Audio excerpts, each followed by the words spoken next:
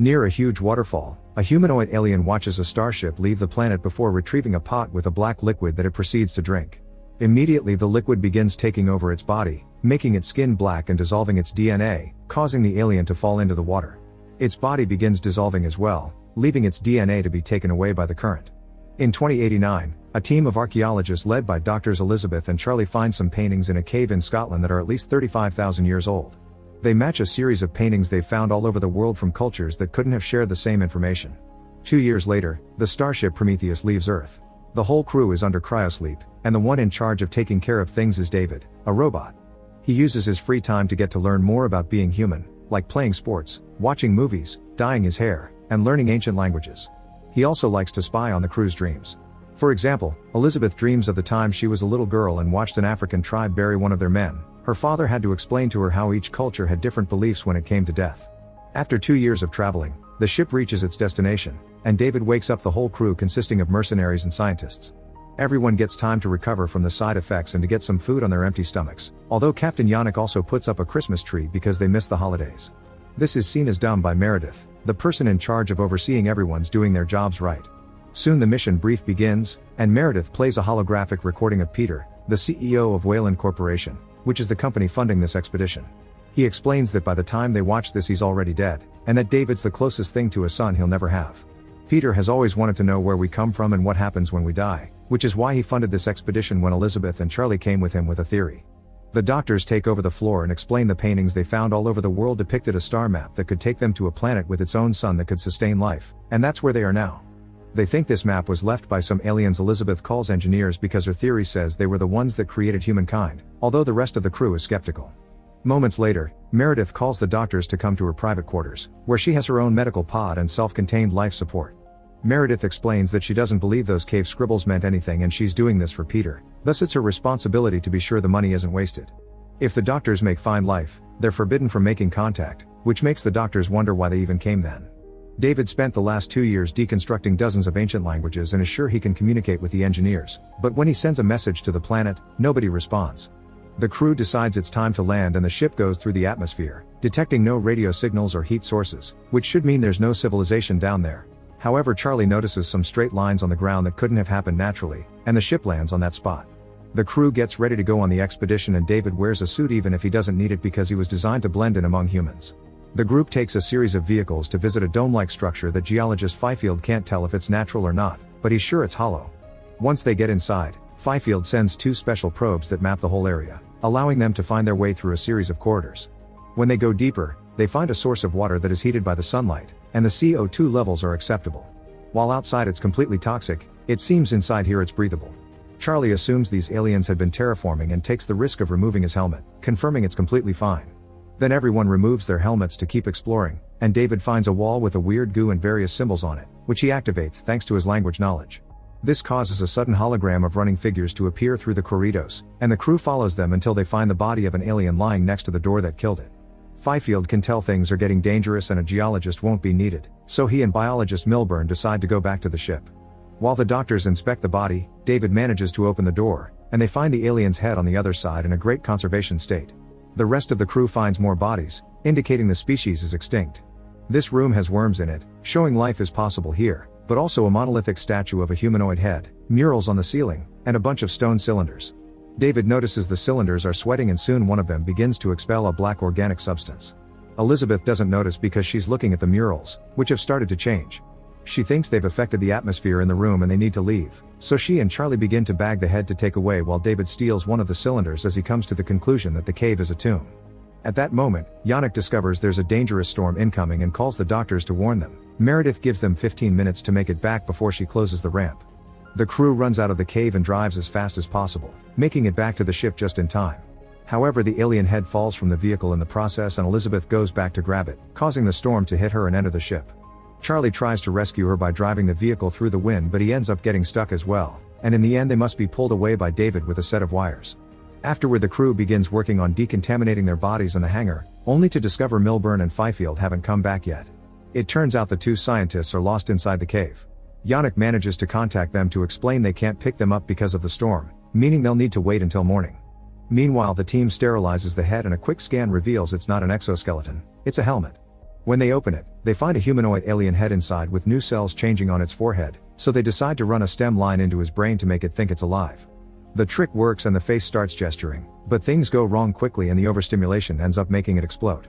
Elizabeth takes a closer look at the sample she took from the head and is delighted to discover that its DNA matches a person's, meaning her theory had been right and these guys created the human race. Meanwhile, David goes to offer an update to a cryosleep pod that holds a mysterious person. Nobody else knows about it except for Meredith, who violently demands David tell her what the person said. David only says they were asked to try harder. Then David goes to inspect the cylinder he brought in private, and inside he finds a bunch of capsules with a black liquid inside. This gives him an idea, and he decides to visit Charlie to share a drink with him as they wonder how far they'd go to get the answers they want. Afterward, Charlie joins Elizabeth in her room and she gets to share the news about the DNA, so they celebrate by getting frisky. In the cave, Milburn and Fifield are looking at a creepy pile of alien bodies when they suddenly get a call from Yannick, who warns them that the scanner found signs of a life form nearby.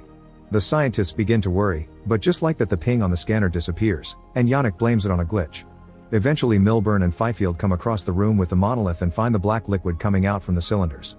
To their surprise, they find a reptile-type alien swimming in the liquid, and when Milburn comes closer, the creature gets attached to his arm to try to break it.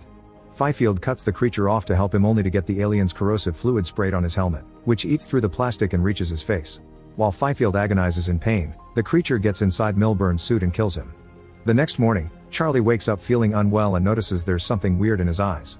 Yannick calls everyone to inform them the storm's gone, but he can't make contact with the scientists, so they'll go looking for them.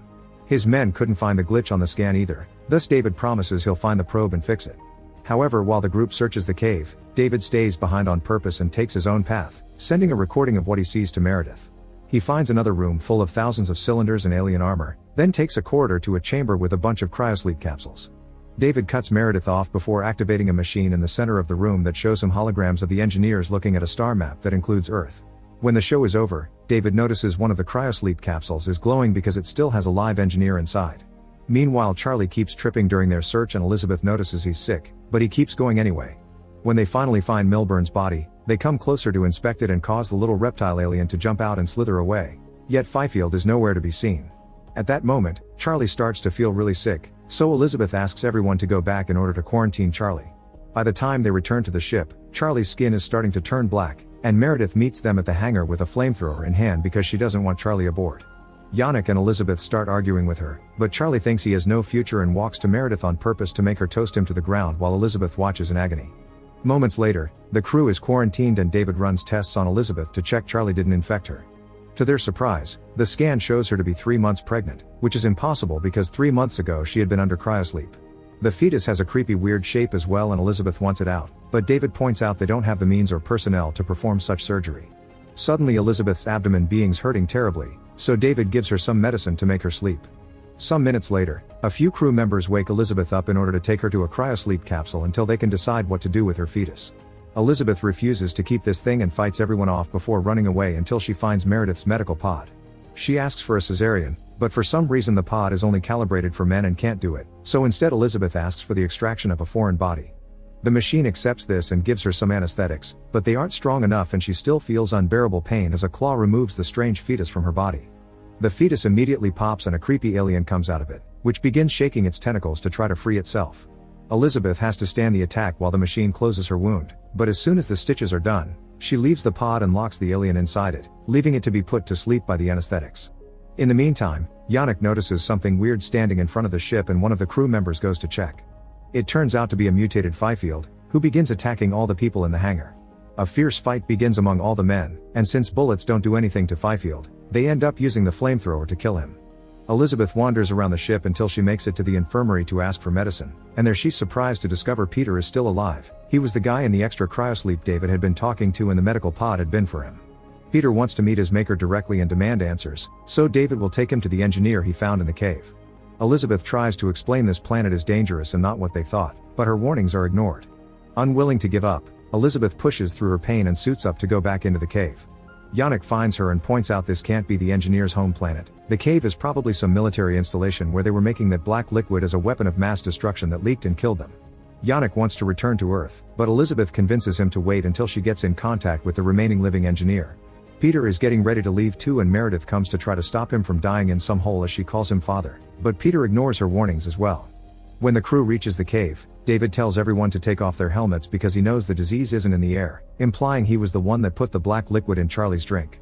The crew reaches the new room with the thousands of cylinders and David calls it a cargo hold. This new scan angle makes Yannick and Meredith realize this isn't a cave, it's a starship.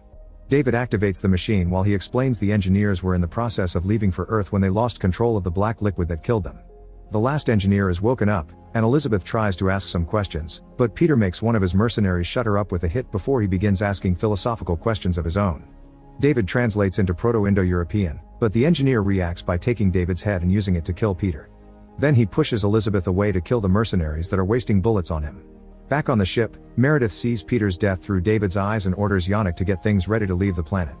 Elizabeth runs away as the engineer activates its own ship to fly to Earth as well. This opens lots of areas on the ground and Elizabeth jumps through them as she calls Yannick to tell him to stop the engineer or the black liquid will make it to Earth and destroy humanity. Prometheus isn't a battleship and Meredith thinks they should leave without doing anything, but Yannick ignores her and orders his pilots to warm up the ion propulsion, which will transform the ship into a bullet. Meredith runs out of the ship, and Yannick gives permission to his pilots to do the same, but the pilots respect their captain and would rather go down with him. In mere seconds, both ships are crashing in the air, successfully stopping the engineer from leaving. However, the ships now fall to the ground, and Elizabeth and Meredith have to run away before they get crushed. Meredith isn't fast enough and dies, but Elizabeth manages to survive by finding cover next to a rock. Then Elizabeth goes into Prometheus to get some supplies and hears some noises deeper inside. After grabbing an axe to defend herself, she goes to investigate and discovers her alien offspring has escaped the medical pod and has grown into a huge size. At that moment, David contacts Elizabeth and tells her to run, but it's too late. The engineer shows up and pushes Elizabeth against the wall to kill her. Elizabeth thinks fast and opens the door behind her, which releases the alien offspring that immediately jumps on the engineer. As Elizabeth runs away, her offspring thrusts an ovipositor down the engineer's throat and subdues him. Outside the ship, Elizabeth's having a breakdown when he's suddenly contacted by David, who explains the engineers have more ships underground and he can pilot them. Elizabeth goes to rescue both David's head and body, but she has a request. Instead of returning to Earth, she wants to go to the engineer's home planet, and David accepts even if he doesn't understand why she's so desperate for answers. Before David and Elizabeth leave the planet on an alien ship, Elizabeth returns to Prometheus one last time to send a message to Earth explaining what happened.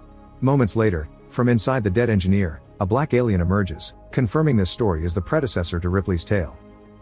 Make sure to subscribe and turn on notifications so you can watch more videos like this. Thanks for watching.